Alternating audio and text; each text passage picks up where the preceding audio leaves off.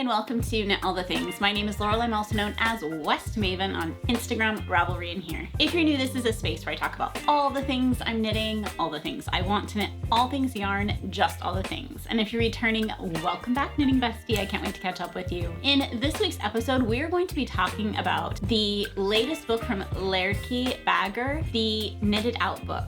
She has had it out for about a year in the Danish language, but it just came out in English. So I'm going to go through that book with you. I also have 2 finished sweaters, so I can't wait to show those to you. So grab your knitting, get cozy, and let's go. Let's talk real quickly about what I'm wearing. I'm wearing the Feelgood shawl. This is a pattern by Andrea Mowry, or also known as Renee Knits. And I used Yarn Nouveau DK, I think it's her MCN base, so merino cashmere nylon base, and I really love it. I don't remember the colors, so I'm going to link everything below, but I was able to pick this up during I think it was during the Rose City Yarn Crawl. It's not typical for me to go looking for a specific project in a situation like that, but I knew I wanted to knit this. It was on my mind for a while.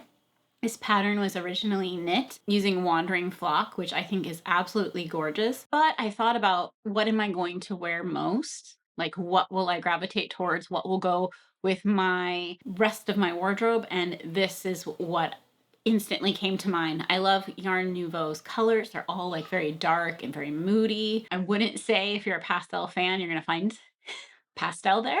But definitely all those dark, moody, earthy colors are very represented in their colorways. So I really, really enjoyed knitting this. It was just what I needed during kind of a grieving period. And I love how it turned out. It's kind of reversible. I wasn't going to take this off, but maybe I just will. So I'm using bracelet that's like a cuff bracelet to kind of act as a shawl cuff, and it's kind of fun. It's a brass. I don't know the maker of this, but it has like my what is it called, astrological sign, sign. So it's a Pisces brass bracelet. I will look online to see if I can find anything similar and link that below, but it's been so long since I got this. But the shawl has 2 color brioche, and then 1 stripe of 1 color brioche, and then 2, I think then it's called double brioche. I think it's 2 color, 1 color, and then double. There's something, or double knit brioche or something like that. So this is the back technically, but I used kind of a brownish color with a red, and then I used a nice black, kind of a brownish black, if you will. And then on the last section is this kind of taupe color, and then kind of a cream on the other side. So I really like the color scheme in this. If you'll notice behind me, my Soldotna, which is a pattern by Caitlin Hunter, really matches this. And I was looking through some of my other knits, realizing that I often do gravitate towards these colors.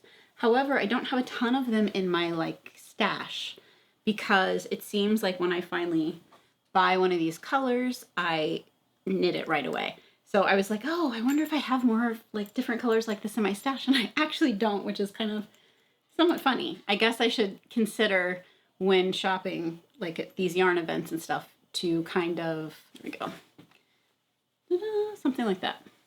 You have to bear with me. Now I can't get it back to how it was looking. Yeah, it's kind of maybe like that. There we go.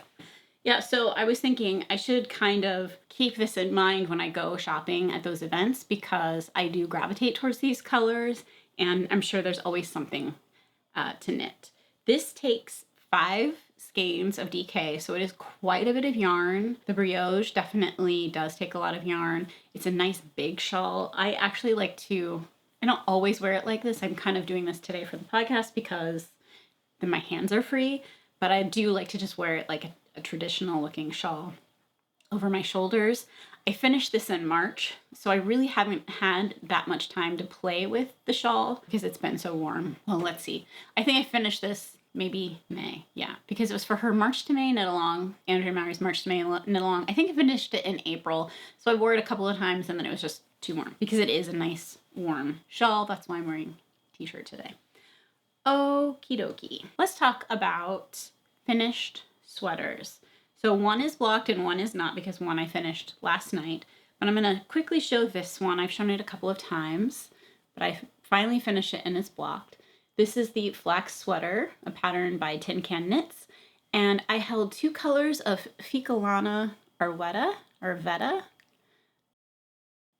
And it's basically like a royal blue and a lavender of their colors and their numbers. So I'll write that in the description below if you're interested. But I just marled them and knit the DK weight version for 0-6 month. And then I added a little tag, which I will link below. Cute AF. And I'm going to now mail this off to my friend's kid. So I really enjoyed knitting this. I use their app. This is the second one I knit using the app. It's super, super easy. I do like to do, just as like a little tip, and I'm sure probably many of you do this, but anytime I have decreases in a sleeve, I always mark them with stitch markers so that when I am knitting the second sleeve, it's even faster because I can just look over at what the stitch markers were. And you'll see that in a second on my second sweater. But it has this nice little garter detailing on the sleeves. You could choose to leave that out if you wanted and just make it a plain stockinette t-shirt because it's such a great pattern. And I think this might be free on their app. I'm not sure. It's a free pattern and they also have an app, and I want to say this is free on there. So you can absolutely try out their app, no cost to you. Download it for free and then try the free pattern on it and see what you think, because they do also offer some of their other patterns on this app. It's really nice because if you are a new sweater knitter or you're unsure of a technique, they have tutorials all linked within that app, so that's super helpful. So that's the Flax sweater by Tin Can Knits, and I use Arwetta by Ficolana, and that's a merino nylon blend, and it is washable, so it's great for this project. Okay, grab your shades. This is a very bright sweater, and I'm so actually happy with how it turned out. This is for my oldest, and the pattern is the Lyon Sweater Jr by Petite Knit, and it isn't blocked, so it will it's a little bit stiff right now, but it will relax. I probably should have steam blocked it, but you know what? We're not perfect. It was crazy today filming this. I normally have a very big plant here and a big plant here, and I knocked this one off the table right before I hit record. So I had to clean up a giant pile of dirt. So we're just going with it, but it's been a little chaotic, which is not normally the case. Okay, so the Lyon Sweater Jr by Petite Knit is a really cool construction. You start by knitting the back yoke. So you cast on basically these stitches, and then you do some increases on the shoulders. Then you put those stitches on hold and you pick up and you knit the shoulders on each side, like this side and then this side, and then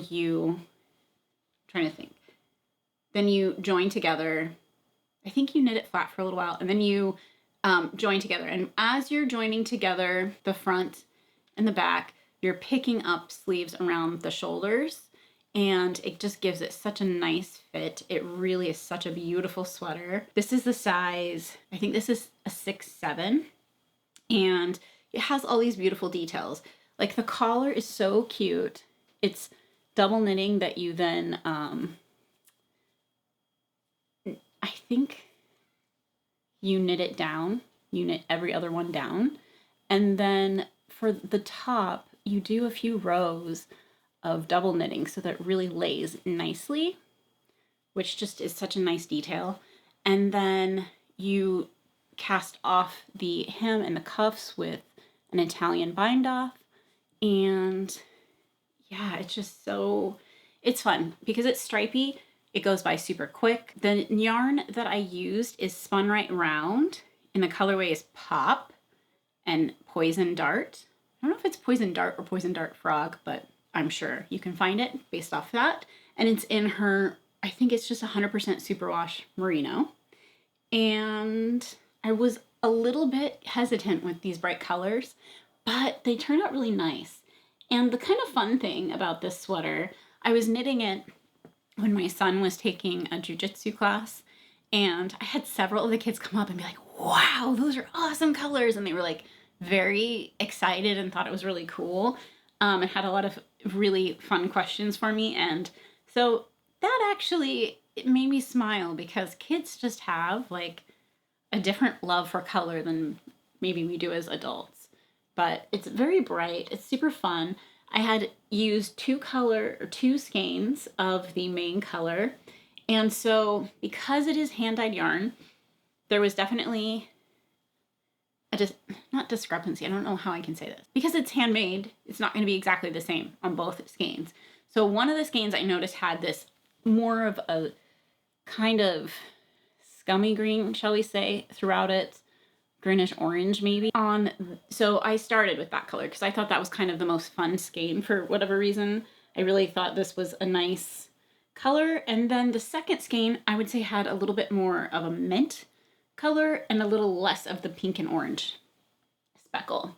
So I to sort of fade it in, what I ended up doing was I used the main color to here, and then I did one stripe of the second skein, and I did one more stripe of the main color from the first skein, and then I finished with the second skein because on the sleeves I wanted to do the same thing. And I decided just for an experiment to do the sleeves slightly different. So on this sleeve, I used the first skein until it ran out, and then I did the second skein, which I think the second skein is like from here down. So the last two stripes and then the cuff, I think are the second skein. And on this side, I did the same as I did in the body. So I did the first skein, a stripe of the second, a stripe of the first skein, and then finished it. Because I wanted it not to look like so harsh. I don't know if I succeeded. You can tell me. But I think it turned out okay. Like, I think this is the second skein and this is the first skein and then back to the second. So I can kind of tell. I don't know if you can tell. Like, this color is less present down here than in the first skein. So I love how it turned out. It was so fun to knit because the colors were so fun and because I have two kids. I'm knitting it again. And because they're the same size, even though they're a couple years apart, they are the same size. So I am going to do this because I'm going to soak this and get it ready to be blocked. But in the meantime, I'm going to actually lay the sleeves flat and take a picture so that I can easily see where my decreases go when I do the second one. So in my head, this will make it faster because I can look and say like, oh, I did a decrease in the second main color stripe or whatever. So these are just little tips and tricks I use, especially if I'm doing two of the same one. I think I actually did keep markers in the first one just so I could see where my increases and decreases were here to make it faster. So it's just a little trick, especially if you're doing two of something to kind of keep track, and then visually you can just reference it and it makes it a little bit faster, easier. And to, like, if I do in the second one, maybe I'm not paying attention so much, but I still know that in this stripe, I'm going to have a decrease. Maybe I don't get it in the correct row, but I can throw it in like that stripe and call it good, and it's not going to make a difference. So there's that. I'm really happy with how it turned out. The like hems, I just love Italian bind-offs. It looks so good. Just think they're amazing. And again, I'm going to show you the color one more time because I think it's so good. So I had to do this one first because my second son had chosen two colors, and when they came, he decided that, hey mom, I think I like Brother's purple better. Then he had picked like a charcoal gray to go with this color. This color is Rumble and Brighten by Spun Right Around also. And, oh, I can look. It is 250 yards for 115 grams, superwash merino, 100% superwash merino. So I have these two skeins for the main color, and I know I'm gonna have enough. And then for the contrast color, I was worried I wasn't gonna have enough, and I still have to weigh it, but according to what I have left on here, I think I'm gonna be fine using this fingering weight yarn, which he decided he liked better. And I think those go really nice. Kind of get a look. So I was worried and didn't want to start with this sweater first because this is only 400 yards. I mean, if it's heavier, I don't know, but it's only 400 yards. And I was worried that I wouldn't have enough since this one is 250. So this held to double will be 200. So I was a little concerned that I wasn't going to have enough, but I do think I have plenty of leftover to like feel confident and just going for it. This is a Lamb Good Fibers yarn, and it is 80% superwash merino and 20% nylon. And it's just a one-of-a-kind colorway. There's not a... I think I got this. If you go on their website, I think sometimes they have second sales, and this was just like a second because they are the store yarn or store brand for Naughty Lamb, which is a yarn store in Forest Grove, Oregon. And so you can find all of their yarn in that store online and in person, but they do sometimes post their own. They also went to, I'm trying to think. I'm pretty sure they were at Sacred Sheep last year. I'm pretty sure they were. And they might have been at Flock, but I can't remember. But I'm pretty sure they were at Sacred Sheep. Might have been at both. So if you go to either of those events, you might catch them. And so for the first sweater, I had this much left of the main color and this much left of the contrast color. So you do have a little wiggle room. I followed it exactly to pattern. I didn't make anything longer or anything like that. So it's basically just follow the pattern, and I feel like it fits really well. Now for my kids, I think if they tried it on today, especially once it's blocked, it's going to be a little long in the arms. But I feel like with these nice cuffs, you can just cuff it if you need to for the couple of months that it's going to be a little bit big on them, because they just grow so fast that I didn't want to make it super, super fit. Last year, I also made the size 5 to 6, so this was perfect size-wise. That was the Lyon Sweater by Petite Knit. One other thing I guess I could say, the last time I made this sweater, I don't think my last contrast color was so close to the cuff. So what I might do, depending on how it's going with the second sweater, I could omit this one stripe and just make that a main color. And that would give me plenty of space. And there's a little bit of like the main color stripe, and then you start the hem. So it does give it that space, which I like that look a little bit better, but I think this is fine for the sleeves. So that other one, I might, depending on how it goes, I could omit that one stripe if I'm close. So that's the plan. I really love this pattern. I really think it's so fun to knit. It isn't beginner friendly, I would say. I would say it's probably not beginner friendly.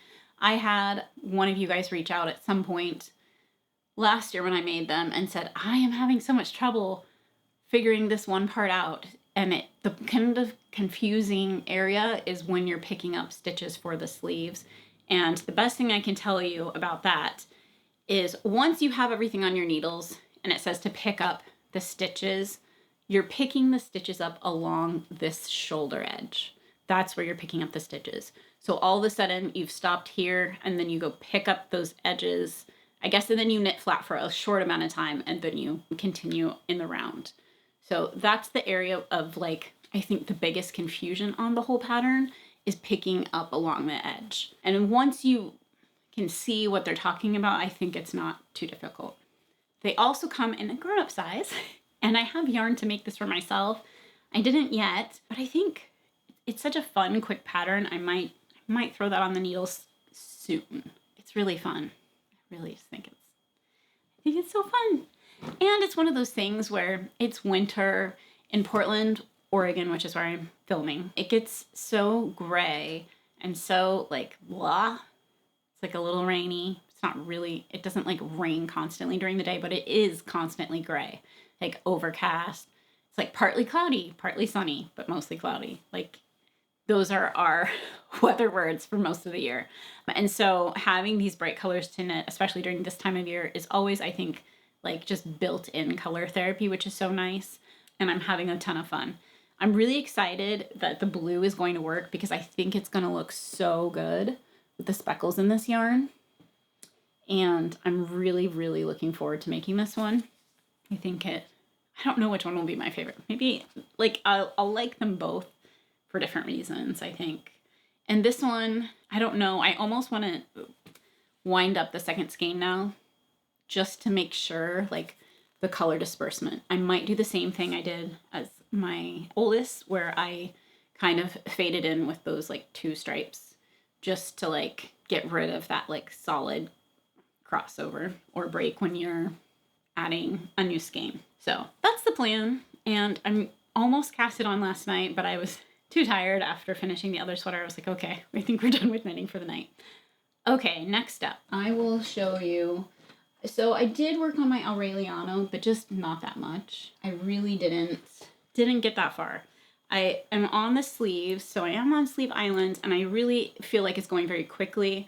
I just paused because I got so into doing the other sweater, but I am going to pick this back up and get going because I do want to wear it. It's really turned out so beautifully.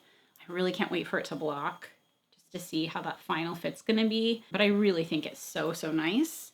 And this, I'm using La Bien Aimé's yarns. This is a pattern by Claudia Quintanilla. I was gifted the pattern and I really don't have a lot to say about it this time just because I haven't done that much. Just the little part on the sleeve. But it's getting there, you guys. And I'm gonna pick this back up. It's actually really nice to have the color work and also a project that's just stockinette but stripes, so you still have that like excitement of next color, next row, whatever, but then coming back to this and taking breaks, it definitely feels like I use different muscles in my hands doing color work versus stripes or stockinette, so that's a nice change up. Also, it's really been nice to go from mohair held double to just stockinette where I don't have to look. That's been nice, because I still feel like I have to pay attention to this project. So I have so much things that I want to share with you guys. I'm trying to decide where to start. Let's do this. Let's do the book review. And then after that, I have a couple of things that I picked up. The Oregon Flock and Fiber Festival. I actually don't know. I think it's like OFFF, just so I don't know what Flock and Fiber Festival. I guess that's the 3 Fs. So it's OFFF. Was last weekend or a couple weekends ago, and that was super fun. I was able to walk around, meet a couple of you guys, and which was super nice. And I got just a couple of items that I wanted to share with you while I'm still thinking about them. But we'll do that after the book review. Okay, so Lærke Bagger, Knit It Out. She wrote an earlier book called Close Knit, and just for transparency, I bought these myself. I'm not, like, this is not a sponsored review, it's just my opinion. So I bought the Close Knit book, and I knit what was the sweater called? The Alone Together sweater, I think. And it is a bottom-up raglan, and it turned out really well. I really enjoyed the different techniques that she included in this book. The first book was much more of a beginner-friendly, I would say, book-ish. Beginner-friendly in that she does break down all the different steps a little bit more clearly. She had like advanced knitter and then beginner knitter suggestions in these patterns. And so that made it easy. And I think in this book, the Close Knit book, trying to find... Oh, okay, so it wasn't the Alone Together sweater. I'm sorry. It was the No Limit sweater is the one I made. And this particular one had a much more... So this book is much more size inclusive than the second book. I think there's a reason for that in a way. I wish it was more size inclusive, the second book, but let's talk about that. So her second book is called Knit It Out, and she wrote this book for a couple of different reasons, but the main thread throughout this book is her dealing with the grief of her relationship with her father and after he passed away. And so it is technique book. It is patterns, but it is also like a little bit of a biography, or an autobiography, if you will, which I really think is fun. The interesting thing about this, the patterns. So a really popular pattern that you might see a lot online is the 3-day sweater, top, skirt, whatever. And so like the first book, she does share her techniques and give some instruction for the pattern, but it is very like just figure it out. It's fine if you make mistakes vibes. It is not super clear in a way that other patterns are. It gives a lot of like, if you want to do this, do it this way. If you want to do that, do it that way. If you're a bigger size or a smaller size, then you can adjust these things, just add or subtract like raglan stitches or whatever it is. It's not very like a solid pattern. It's not like, she doesn't expect you to necessarily follow the pattern exactly how she did it, because she wants you to take the techniques and the ideas and make your own thing. So it is, I would say, an appropriate book for everyone, because you do get a lot of techniques and ideas and inspirations. And there are some accessories and things that you can make. She has patterns for Barbie dresses, which I thought was kind of cute. So there's just a lot of great techniques, how to use fabrics and ribbons in your knitting. There is, oh, okay. So my favorite, so I'm jumping all over the place and I'm sorry. So another very popular one is the inner child sweater. And the idea is that you kind of make a sweater that your inner kid would like. You change up colors and yarns and add holes and do all kinds of things and just do it however, like your mood, by how you're feeling rather than the final product. And so this one, as well as the other one I referenced, is not size inclusive. However, she is going off of, you're not going to necessarily use all the same kind of yarn because it's all scrappy projects. So you might have sections of mohair, you might have sections of worsted weight yarn, you might hold a bunch of yarns together, you might not, like, so it's gonna change how your garment is made. And so it is recommended to just keep trying it on. So you want to just try it on all the time when you're making it. Okay, so with the inner child sweater, it says you can knit it however you want, whenever you want, and basically just follow your wishes and impulses. And it's all about feeling the same innocent desire to experiment as you did when you were a kid and tapping into your inner child. So depending on your colors and different things, it's going to be all different. She has like put in holes, do different necklines, like do whatever you want. So I think it's kind of fun because it is very chaotic. It definitely will, if you are a very regimented knitter, it's going to take you out of that comfort zone. If you want, you can just knit a Barbie sweater if you're just like wanting to experiment with the different techniques. And she has pattern for that. And I just think it's fun. And it's kind of similar with the 3-day dresser top. You basically have a very vague set of instructions. She does suggest doing a tension square of like approximately what you think you're going to be doing. And I think from that you can easily kind of adjust what you're going to need. This particular one, she has the sizes are kind of, I haven't seen this before. She measured the garment just laying flat and then took a measurement. And because this one's knit out of mohair and very large gauge, it's going to stretch a lot. And so they're very like, it could be anywhere from 61 to 72 centimeters, or it could be anywhere. So, and it's just whatever the flat measurement is because she knows it's going to shift quite a bit.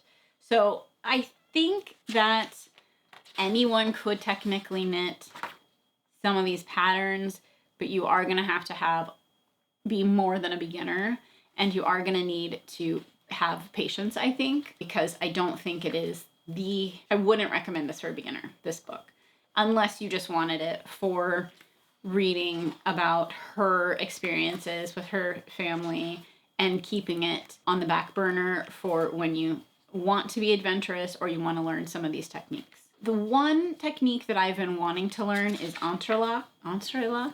Entrelac. You know what I'm talking about? She has a couple of sweaters in here that I am obsessing over. I'm trying to find a picture of one that I can share with you. And she even is like, if you just want to try the technique, you could make a pillow. Like there's definitely so many different things. So this is I'm trying to find the picture. This is the picture that just grabbed me. So it's a beautiful entrelac sweater, and she has all different colors, different textures, which is something that if you're somebody who loved like Stephen West Pinguono sweater, which is a lot of like knitted about this wide, add whatever you want. And so many people have customized that sweater by adding like Fair Isle and textures and cables, and have done so many things, like just using it as like a basic like jumping off point. I feel like that is very similar to this. And I'm very curious because I have never knit entrelac before. I really do want to try it. This sweater, she kind of comments that she had made a giant coat, which is in this next picture here. She made this giant coat and then was like, I got so sick of knitting this that I just decided this is going to be a crop sweater, and that's how it is. So you can do, there's like no rules. You can do whatever you want. The crop sweater, she has V-neck instructions. Again, they're going to be a little vague, but they're there. There is instructions for the cardigan. There's instructions on how to do like the fringe along a cardigan to kind of test that out. There's also, there's a cardigan for kids. How cute is that? So there's really like so many little things. I almost thought, okay, I'm gonna make the inner child sweater for my dog, but with the holes and stuff, it might look kind of funny on him. We'll see. And then you can take all these techniques too, and even just play around, make a scarf. Like there's no rules, essentially. There's no rules, and kind of just do what you want. She also has a beautiful houndstooth. I think it's a cardigan. It might be a pullover, it could be both. Oh, okay, so she has a cardigan. She has a houndstooth cardigan, a houndstooth, no, it's still a cardigan, a houndstooth pullover, a houndstooth tube top. So there's like options. Again, I would get this book, if nothing else, I really enjoyed reading about her story and her journey and her relationship with her father. And I also really enjoyed seeing the different techniques, because the kind of amazing thing I feel about Lærke is she does such a good job just doing the thing that no one else does. Like no one else, people might do houndstooth, people might do cardigans, people might do all these things, but adding the extra thing, adding the fringe, doing these different things really is super fun. And you can take these techniques and use them throughout your knitting. You could add fringe to anything, right? You can, if you love the look of like a cardigan with fringe around the collar, then like you can use this book to be able to figure out how to do that. So I think that's super fun. I really, really do want to knit so many things out of here. The 3-day sweater dress top situation I think would be fun. It would be a fun challenge because I've never knit a grown-up sweater in 3 days. I've knit a baby sweater, but not a grown-up sweater. So I think that would be super fun just to really challenge myself. She also has the family sweater, which is a kind of traditional Fair Isle pattern. I'm kind of questioning her sizing on this particular pattern because she has like the kids version, she has the grown-ups version, and again her grown-ups version says that it's 125 centimeters, and this measurement is the total circumference measured just under the armhole of the pullover.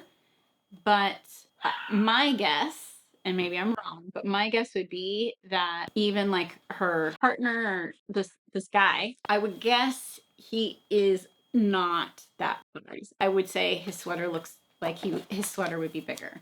So I'm not sure if this is just, again, one of those like, here's a jumping off point, use the pattern don't use the pattern, use the Fair Isle or what, but I think I could be wrong. Maybe it is really that small. I don't know. But I would be curious to knit this because I do think that even like my No Limit sweater, I knit a size that was a little bit oversized, but it is quite a bit, like it does have quite a bit of positive ease. So again, I'm not totally sure.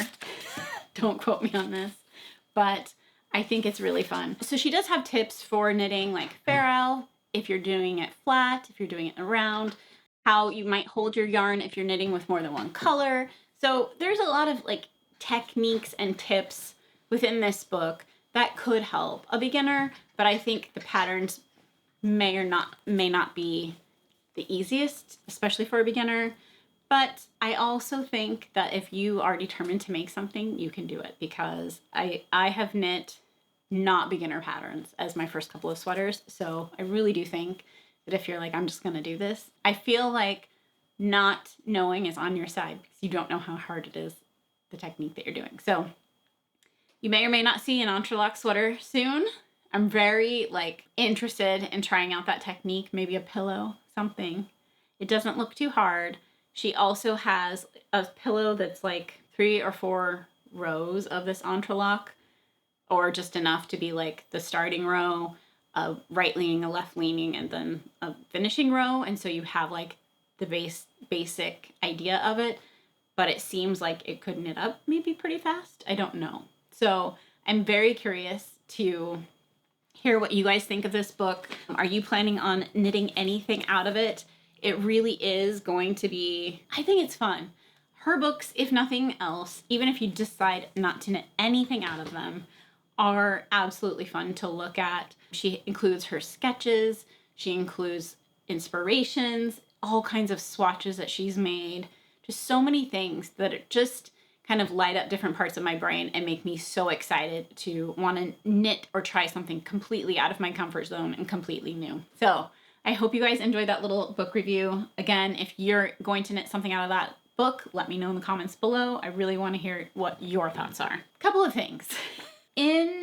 So a couple weekends ago, I went to Oregon Flock and Fiber Festival, OFFF, and I purchased a couple of things. I am not going to show you everything. I really only got like maybe 3 things there, but I'm not going to show you the fiber this time just because I think it will be more, not exciting isn't the right word, but it's always more fun to see it slightly either partially spun or on its way to something. So I have one Turkish spindle, or I had one Turkish spindle, and it was made by Snyder Spindles, and here it is. It's walnut, and I don't actually know what this is, but this is a walnut wood, and it's pretty good sized, and I enjoy spinning with this quite a bit.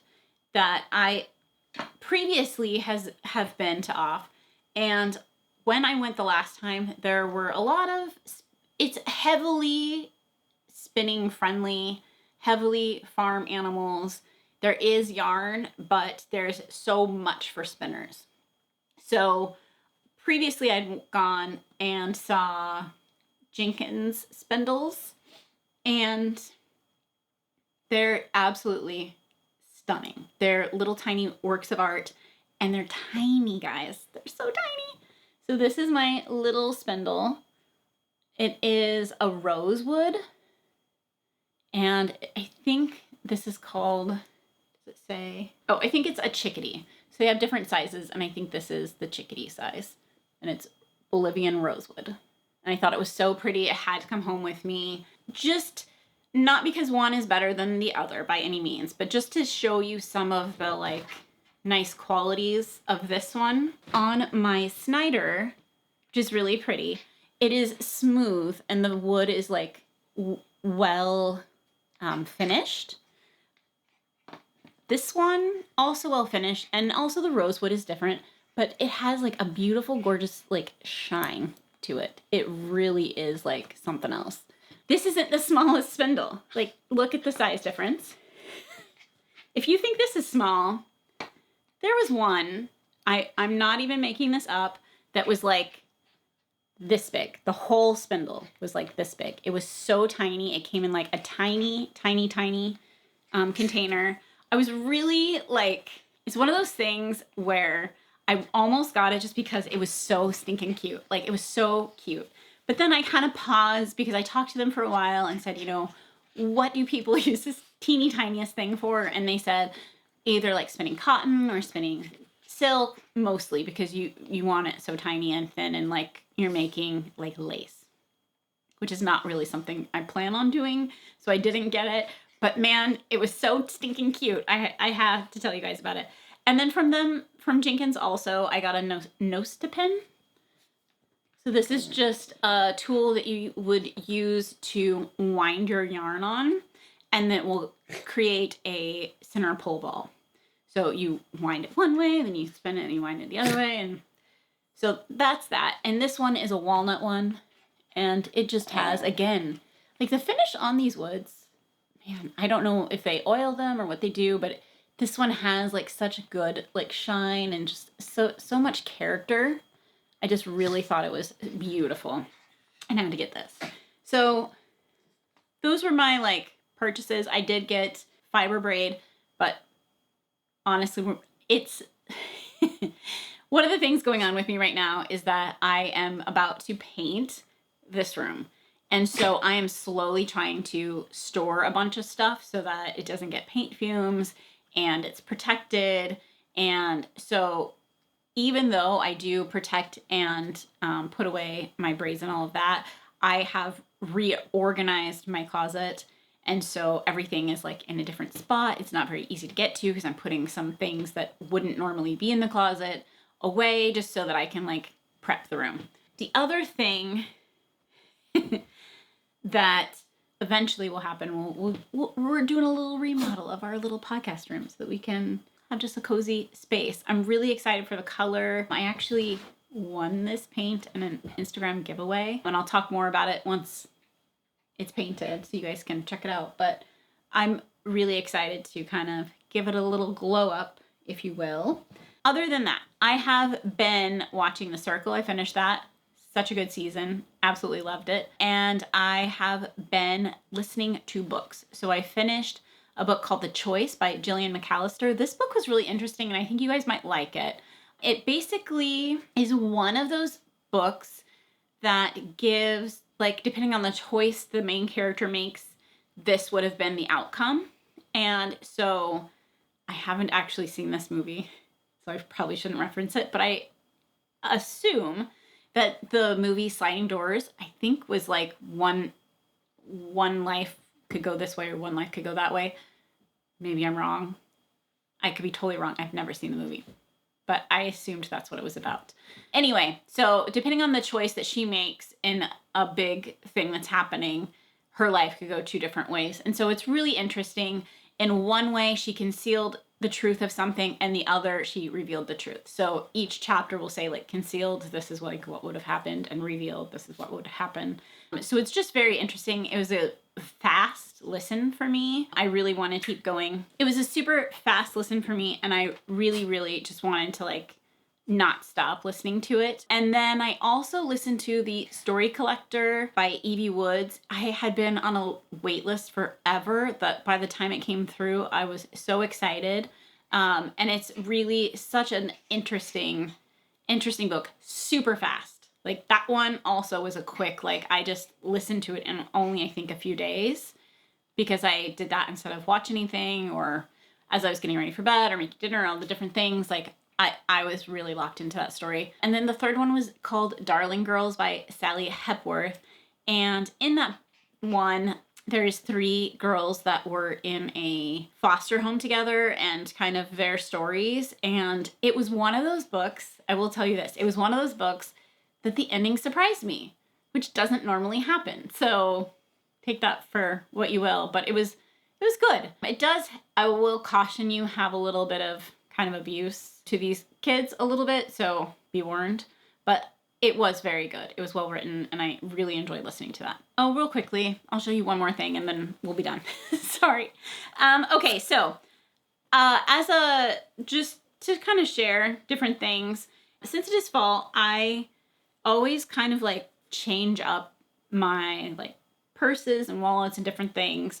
And when it's fall, winter, I bust out my little shearling pouch, and this is by Prime Cut, which is a Portland company.